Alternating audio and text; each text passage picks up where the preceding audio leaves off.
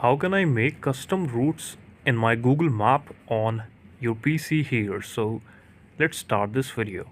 For this, I will open my Google Chrome and open my Google Maps 2 in front of me. So there's a lot of option to click on any option to search any location to create a route.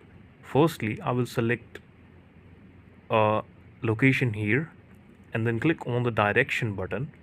Then you have to enter the destination point where you want to go from one location.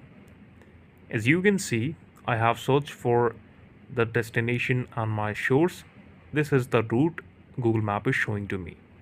But what if I want to create a custom route for me? If I want to go through the Niloti or from another area, how we can simply change the route? Here on the bike setting of Google Maps, there is an option to choose a stop between your destination or your shores.